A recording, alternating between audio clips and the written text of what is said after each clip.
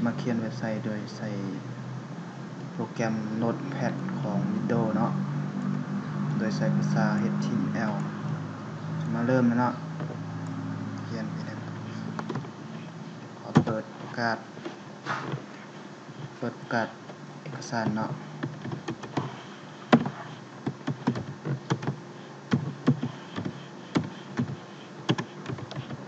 ใช่ HTML อันนี้ก็คือการเปิดประกาศว่าเอกสารนี้เป็นเวอร์ชัน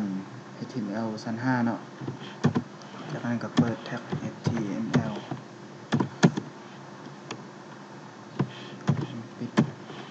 HTML เนาะอันนี้ก็มาเปิดส่วนหัวเนาะ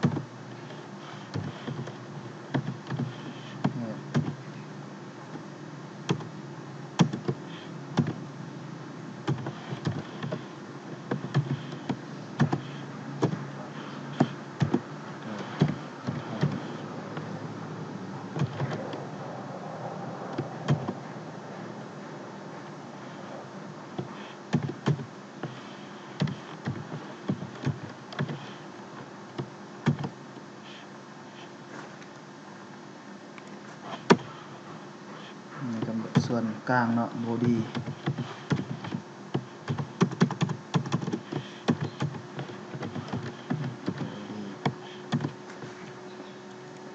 ทีนี้ก็คือบอนเราจะเขียนข้อมูลเว็บไซต์เนาะใช้มาแสดงอยู่ถึงหน้าจอเนาะถึงเบราว์เซอร์เช่นว่าจะเขียนหัวข้อเนาะเลข1เนี่ย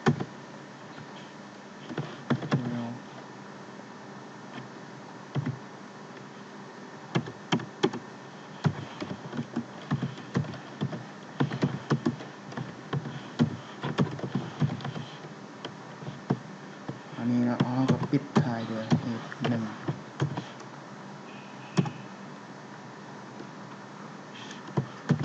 ใส่แท็กขั้นเนาะจากนั้นเรามาเขียนพารากราฟเนาะ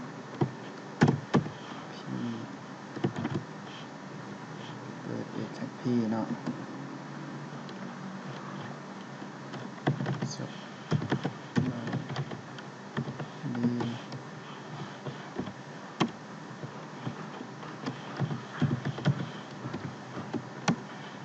วันเนาะ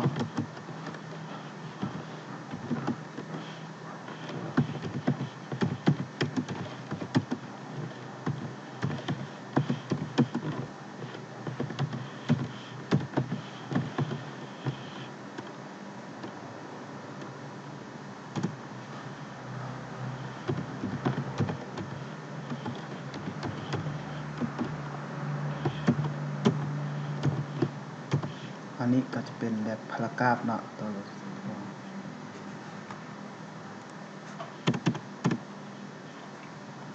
คือของเราใจเนาะวันนี้มาเขียนหัวข้อคือ first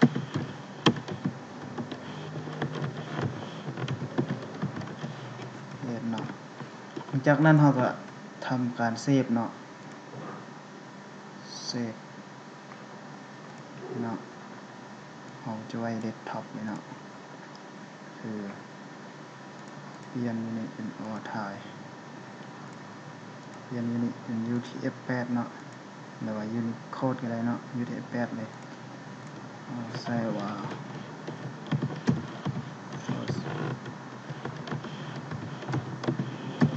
เนาะใส่ดัด HTML จากนั้นก็กดเซฟ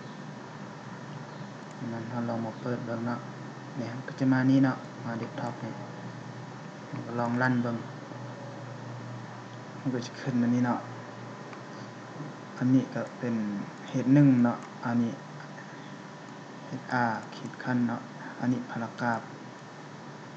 อันนี้ก็คือ title เนาะถึงอันนี้ก็ path ที่อยู่เดสก์ท็อปเนาะเรามาเบิ่งโค้ดเนาะสังเกตเนาะอันนี้ก็การ์ดเป็น เอกสาร HTML5 เนาะอันนี้ก็แท็กเปิด HTML ปิด HTML อันนี้แท็กเปิดให้ส่วนหัวเนาะปิดส่วนหัวอันนี้ชื่อของเว็บเพจเราก็คือ first นี้วันนี้มาเบิ่งส่วน body เนาะเปิด body อันนี้ก็ปิดอันนี้เป็นเปิดหัวข้อเนาะอันนี้ก็ขีดขั้นแท็กตัวนี้ก็เป็นแท็กพารากราฟเนาะปิดพารากราฟตัวนี้เนาะง่ายๆเนาะมื้อนี้ก็จบเพียงเท่านี้เนาะขอบใจฝากติดตามกัน